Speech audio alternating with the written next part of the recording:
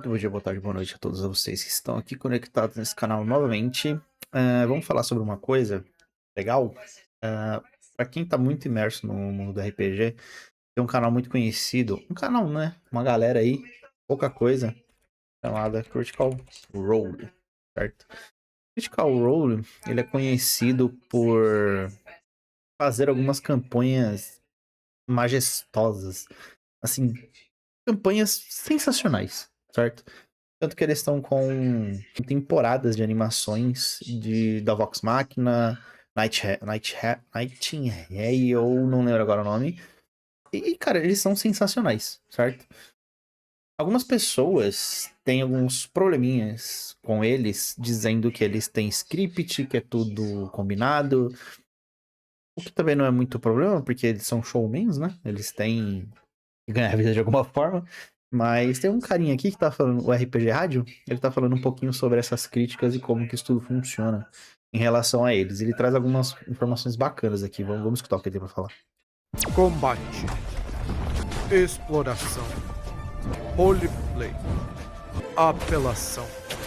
Apenas o Avatar consegue controlar as 4 formas de mestrar. Existe uma controvérsia na internet, no Twitter, em que tem gente que alega que o Critical Role é fake porque o mestre, o Brendan Lee Mulligan, não utilizou jogadas de dado na hora do roleplay. E se tu acompanha o canal, tu sabe a minha opinião sobre jogadas de dados na hora do roleplay. Cara, e desde que o Critical Role foi fundado, todo ano tem um cara dizendo que o Critical Role é fake, que tem roteiro, que tem script. E eu vou dizer uma coisa, não existe problema nenhum em não ter uma rolagem de dados em uma situação social. A realidade é que existem vários tipos de mestre. Cada tipo de mestre vai valorizar uma parte do jogo. Então a discordância é em tipos de mestragem. Tu precisa conhecer que tipo de mestre tu é para ser um mestre bom e evitar o Mercer Effect. O efeito Então, isso aqui é algo importante de se entender. O Critical Role, ele é antigo, certo? Ali nos meados de 2009, ou antes até mesmo, não sei muito bem.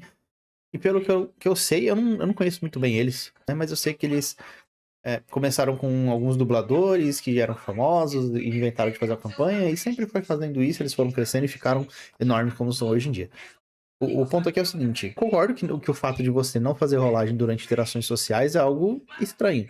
Só que o fato é o seguinte, se você é um mestre e você consegue resolver com seus jogadores tudo que acontece sem rolagem de dados, tá 100% ok, na minha humilde opinião tá 100% ok. Se você é um mestre que quer resolver tudo com rolagem de dados, alguma conversa, algum convencimento, qualquer outra coisa que possa acontecer, pra mim também tá tudo bem. Porque cada mestre tem o seu estilo, e cada estilo de mestre atrai jogadores com estilos parecidos, certo? Pode acontecer de um mestre que tem um estilo específico atrair outros jogadores que são de estilos diferentes, pode acontecer. Só que o fato é, se você tem um estilo e você passou pra frente e fala pros jogadores, olha, eu tenho um estilo que é dessa maneira, eu gosto de fazer mais interpretativo, menos jogadas de dados e mais roleplaying. Outros gostam mais de números, dados. E tá tudo bem. É como o rapazinho aqui falou. Você tem que entender o tipo de mestre que você é. Tem que entender como que você leva a mesa. Eu, particularmente, né, tenho uma opinião um pouco tanto quanto diferente de todo mundo, eu não sei, mas nunca ouvi ninguém falar nisso. Talvez alguns concordem, outros não, mas pra mim o livro do jogador, o livro do mestre, de qualquer tipo de RPG, é só um complemento. A mesa quem faz os jogadores e o mestre. Eu posso simplesmente olhar pra um livro, ver uma regra e falar, caguei pra essa regra, toma, pum, risquei ela. E não vai acontecer dessa forma. Posso adicionar mais regras, eu posso olhar uma regra e distorcer aquela regra pra ela ficar um pouco melhor, pelo meu entendimento. Problema nenhum, né? E aí cada um vai moldando o seu estilo. Cada um vai moldando o seu estilo e a partir disso você tem a sua maneira de mestrar. Agora a galera ficar pegando no pé porque, ele não faz nenhum tipo de rolagem, aí é muito, muito relativo. Mercer, o Mercer Effect, é que o mestre vê aquilo que acontece no Critical Role, tenta fazer a mesma coisa na mesa dele e não tem os mesmos resultados. Então ele Só puxando um gancho disso daqui, você ficar se comparando a outros mestres é algo totalmente ruim. Ruim, certo? Por quê? Eu vejo muitas pessoas no cenário brasileiro falando sobre o céu. Ih, meu gato vai pular. No cenário brasileiro, se comparando ao Cellbit, porque o Cellbit, é tão bom quanto o Critical Role. Ele faz um. Cara, é porque assim, o Selbit ele vive daquilo, que é uma das coisas que ele vai contar aqui. O Selbit ele é um showman, ele tem toda uma preparação. Quando o Selbit começou, ele começou como qualquer outro mestre de RPG. Era ele dentro de um quarto, 5 câmeras assim, com Hakim, com Luba, com. Ai, esqueci o nome das meninas, mas tinha outras meninas ali com eles. E era isso. Até um certo momento que ele evoluiu tanto que ele começou a montar um estúdio, montou todos os efeitos e tal. Ficou assim sensacional. Isso tira o prestígio, o fato de que ele é um bom mestre, ou muitas pessoas dizem que ele não é um bom mestre, que ele só tem um roteiro ali que ele segue. Tudo bem. Pra mim, ele é bom no que ele faz. Ele tem ele consegue levar uma campanha, ele consegue levar um universo assim e encaminhar com o mundo dele, entendeu? O fato de que, por exemplo, se você é um mestre novato, certo? Ou você quer mestrar, e você tá se comparando com Critical Role, com o cara do RPG, com o Necrocorvo, com todos esses influencers, com o Selbit, que todas as influências que ele consegue manter o controle, que eles são velhos de guerra e que eles vão pra frente, você tem que se inspirar, não se comparar a eles, certo? Você tem que olhar pra eles e falar, nossa, isso daqui que ele faz eu acho interessante. E aí você vai evoluindo o seu método, o seu jeito, e você vai tacando o barco. Não é porque o Selbit ou qualquer outro influencer que tenha por aí, ou qualquer outro mestre de RPG que seja famoso, faz acontecer de uma maneira que você fala, nossa, isso aqui é isso aqui é espetacular, que você vai fazer uma campanha espetacular. Tanto que, como todos dizem, quem faz a mesa, a campanha são os jogadores. Se os seus jogadores forem uma bosta, você pode ser qualquer mestre que você não vai conseguir desenrolar. Óbvio, o mestre ele tem muitas funções, muitas responsabilidades de soltar os jogadores, envolver eles e tudo mais, mas assim, a gente não faz milagre, né? Também vamos conversar porque a gente também não faz milagre em alguns casos, mas enfim. Fica completamente frustrado. E aí que volta a mesma pergunta. O Critical Role é fake? É com roteiro? E aqui eu vou responder com uma analogia. O RPG que tu joga, que eu jogo, é como uma briga de rua. É puxão de cabelo, dedo no olho, chute no saco. É uma bagunça. E esse é o RPG real. É um player ficar sem jogar a sessão inteira, gente chegar atrasada, parar o jogo pra ficar conversando sobre outra coisa por 20 minutos, chutar a mesa pro dado cair pra outro número. É uma ficha quase ilegível, cheia de marca de café. Item mágico que tu nem sabia que tu tinha. Atacar NPC Isso é porque muito tu bom. não gostou dele. E Isso é ficar muito chorando bom. por XP porque só falta 50 pra passar de nível. O teu RPG é uma briga de rua, cara. E o RPG Nossa, esse negócio de 50 de XP e ficar chorando, eu já fiz muito isso. Eu faço até hoje. Se falta 500 de XP para o próximo level, eu já fico chorando pro mestre. Imagina faltar 50, 100 de XP. Mas enfim, esse negócio de. Cara, realmente a vida real é muito diferente do que todo esse pessoal que organiza, tem bastidores e faz acontecer uma mesa. Eu lembro que minha primeira mesa presencial que eu mestrei, eu vou falar sobre ela, que dia 1º de agosto eu vou ter minha segunda sessão com alguns colegas. Cara, foi algo sensacional. A gente passou meses, tipo, papo de 3 meses falando sobre essa mesa, tentando marcar e tudo mais. Deixei o pessoal rolar os atributos antes, pra eles se organizarem e tal. No dia do presencial foi que a gente montou as fichas todos juntos. Foi assim, cara, é o bagulho muito louco. E isso que ele tá falando é muito real. É loucura, é briga de rua, é dedo no olho e gritaria. Não tem como definir melhor uma sessão de RPG que não seja essas de plateia que tem que fazer acontecer certinho, entendeu? do Critical Role é uma luta de boxe em Las Vegas. Em uma luta de boxe em Las Vegas, os caras estão se socando de verdade. Só que existe todo um aparato midiático, toda uma indústria ao redor para fazer isso acontecer. O entretenimento é o propósito final. Enquanto tu, como mestre, faz a tua aventura no horário de folga, o Brennan Lee Mulligan ganha para mestrar. Ele pode preparar a sessão por 6 dias seguidos, cara. Então, como eu falei antes, é RPG? Sim. Mas acima de tudo é um produto de entretenimento. E ele vai ser muito diferente do RPG raiz que tu joga na tua mesa. E como eu falei antes, a controvérsia desse ano não tem nada a ver se o Critical Role é verdadeiro ou é falso. É sobre tipos de mestragem. Então fica até o final do Esse vídeo. ano? De que ano que é esse vídeo aqui? Desse ano, né? As 2 semanas, é. Esse Pega a ano. tua folhinha de hortelã, teu copo de água e vamos ver qual a tua afinidade como mestre. Mas primeiro dá aquele like, dá um subscribe, o canal tem clube de Cara, membros e eu segue leio aí. todos os comentários. RPG Rádio, obviamente eu vou deixar esse link aqui na descrição como vídeo original, como padrão. Toda vez que eu reajo a um vídeo, coloco o vídeo original e o link direto, vai lá, dá uma força pra ele.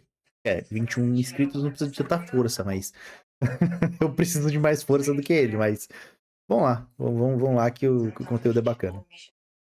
Ok, quando eu digo que existem afinidades para mestrar, tipos de mestre, eu não tô dizendo que não existe jeito certo de mestrar. É óbvio que existe um jeito certo de mestrar. Eu tô dizendo que mesmo mestrando da forma correta, cada mestre tem o seu estilo. Voltando à nossa analogia, cada estilo de mestrar são como artes marciais. Existe um jeito objetivo de você vencer uma luta, mas tu pode usar karatê ou Muay Thai. Número 1, o mestre porradeiro. Esse é o tipo mais comum, eu diria que 50% dos mestres são mestres porradeiros. E ele também é mais comum porque a maioria dos sistemas é focado em combate. Para o mestre porradeiro, todas as outras funções, o roleplay e a exploração, são em prol do final, do clímax da aventura, o combate. O mestre porradeiro vai desafiar a tua habilidade de construir personagens e as tuas táticas dentro do combate. E curiosamente, o mestre porradeiro é o cara que menos tende a roubar nos dados. E o perigo no mestre porradeiro é negligenciar o roleplay e a exploração, porque o coraçãozinho dele tá em enfiar a porrada nos personagens. Número 2, e esse é o meu estilo de mestragem, que se chama o Jigsaw. O tesão do Jigsaw é o mistério e a investigação. Para ele, o clímax do jogo é onde os personagens fazem uma grande descoberta. E o Jigsaw vai aplicar esse raciocínio tanto no combate, quanto na exploração, quanto no roleplay. No combate, cada combate é um quebra-cabeças. Não é só causar mais dano. É descobrir a fraqueza do monstro e utilizar a armadilha ao seu favor. No roleplay, o Jigsaw vai privilegiar a intriga. Como eu falei, o roleplay também é um quebra-cabeça. É os jogadores descobrirem as coisas dos NPCs para usar como vantagem. E na exploração, o Jigsaw é o cara que vai apresentar escolhas difíceis. Vocês preferem ir pelas montanhas ou por Moria? Se vocês gritarem aqui, pode ter uma avalanche. E a fraqueza do Jigsaw é que o jogo dele é muito lento. Para ele armar todos os mistérios que existem na aventura é uma coisa demorada. E dependendo do sistema e do jogador, isso deixa o jogador um pouco entediado. Número 3, o roleplayer. É muito difícil tu ver o roleplayer narrando, é mais fácil ver ele jogando. Principalmente Vampiro à Máscara. Pro roleplayer, o objetivo do jogo é a... Vou falar pra você que eu sou um pouco assim, hein? Vou fazer aqui a minha culpa que eu sou um pouco roleplayer, falando a verdade. Eu gosto de fazer um mistério, eu gosto de pancadaria, mas eu gosto bastante de um roleplay também. Então, assim, o meu estilo de mestragem é mais RP do que ficar jogando dado, fazer pancadaria e tudo mais. Eu gosto de contar história. Impressionantemente, eu sou de exatas, mas esse ladinho de humanas, de contar história, de falar com... Nossa, de construir, é comigo. Então eu sou um pouco mais roleplayer do que pancadaria e outras coisas. Óbvio que eu gosto da pancadaria. Eu gosto de um combo? Quem sabe? Agora, esse lado me pega um pouquinho. imersão, principalmente na mentalidade, nos objetivos e nos sentimentos dos personagens. O combate, a exploração e a interação são ferramentas para atingir essa imersão, se sentir no personagem. E para mim, a vasta maioria do pessoal do Critical Role é o roleplayer. E a vantagem de tu ter um roleplayer, tanto como mestre quanto como jogador, cara, é que ele vai te influenciar a tu levar teu personagem a sério e tu fazer um roleplay foda. E a fraqueza do roleplayer é que ele não vai deixar as regras atrapalhar o roleplay. Ou seja, é capaz dele ignorar coisa da tua ficha. Número 4, o diretor. O que eu disse? Aquele acabou. Ele me leu como um livro agora. O que eu disse sobre o livro do jogador, do mestre? Aquilo é só um complemento. Aquelas regras, aquelas coisas, você não tem que seguir à risca 100%. E ele me leu, basicamente. Fazer o quê? Tá óbvio.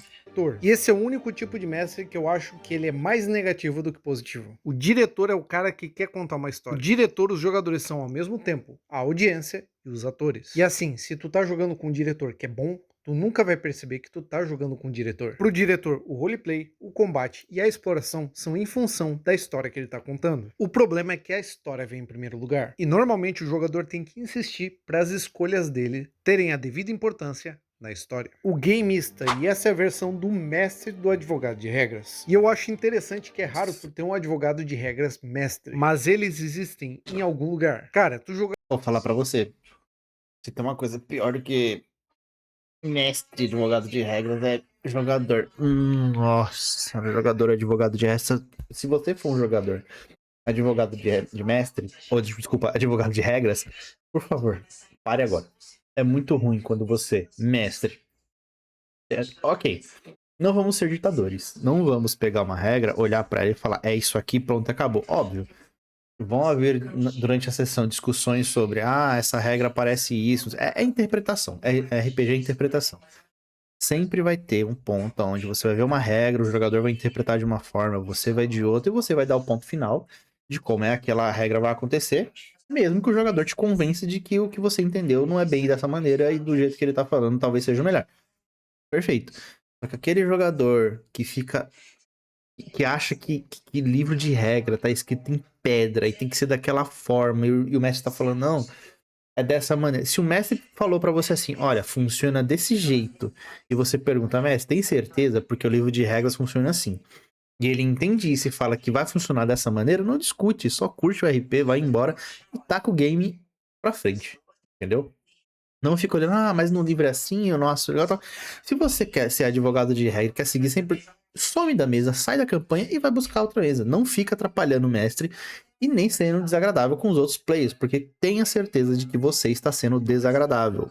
Se você, a todo momento, quando o mestre está narrando algum momento para um outro jogador, tá lendo regra, tá fazendo qualquer coisa com os outros e você tá advogando regra junto com ele e você tá advogando regra que seja entre você, só pare ou vá para outro canto que alguém tem esse mesmo pensamento, porque é muito chato esse tipo de jogador.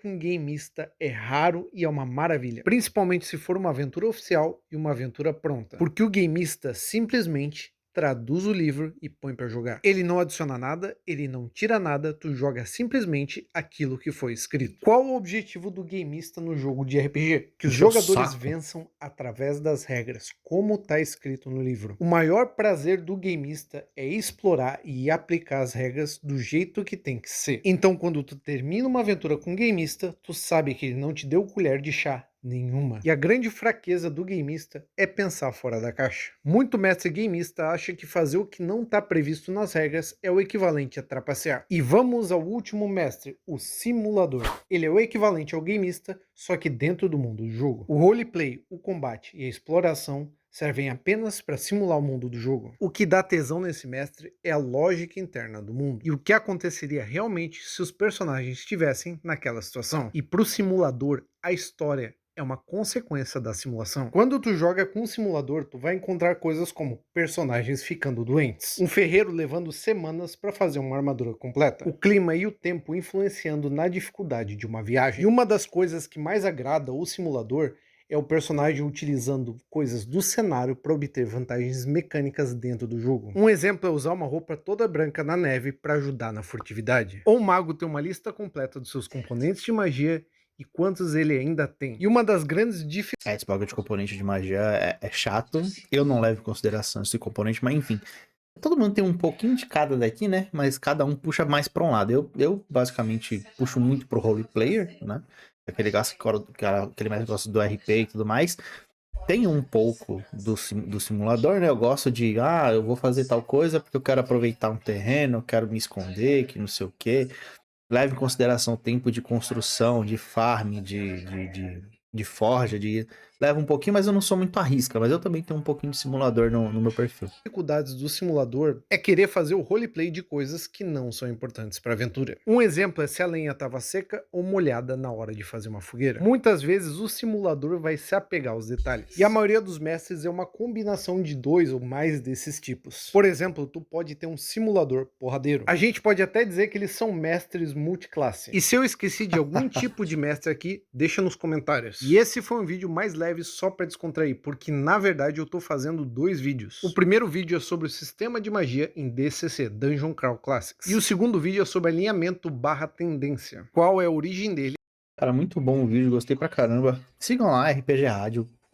Ele tem um conteúdo bacana. Vou deixar o link do vídeo dele aqui. E, cara, isso daqui que ele levantou, que ele tá comentando, é muito bom, é muito interessante.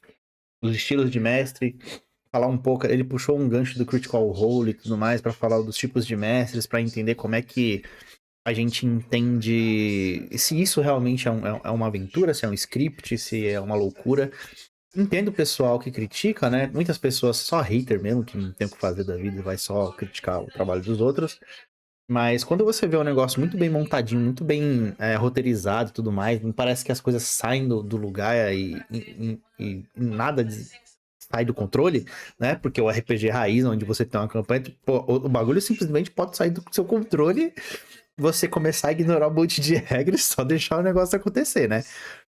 Mas é como ele disse, como o Bernard Mulligan, como o Selbit ou qualquer outro mestre que tenha esse tipo de trabalho, que tenha esse tipo de, né, de contexto, eles têm dias, horas e horas do dia pra conseguir montar uma sessão ou uma campanha que seja. A gente não, né? A gente é CLT lascado, né? O brasileirinho fudido. Ou qualquer outro canto do mundo aí que o pessoal que só usa isso daqui como um hobby, que não leve como um trabalho. É muito mais difícil conseguir fazer uma sessão extremamente boa, construída como essa. Óbvio, tem pessoas que têm o dom, né? Não vou dizer que sou eu, mas eu também não faço um trabalho muito ruim. Mas é isso, galera. Espero que vocês tenham gostado desse vídeo. Se inscreve aí, dá um like, compartilha com quem vocês quiserem. É muito bom, dá uma força muito grande pro canal. Link do nosso Discord aqui, da Taverna do Minúsculo Oscar, que a gente tá crescendo, tá ótimo. Lá também tem os dias dos eventos das campanhas que a gente tá mestrando. Eu tô mestrando uma campanha toda quinta-feira à noite. E também vou deixar o link das minhas redes sociais. É isso, valeu e até a próxima.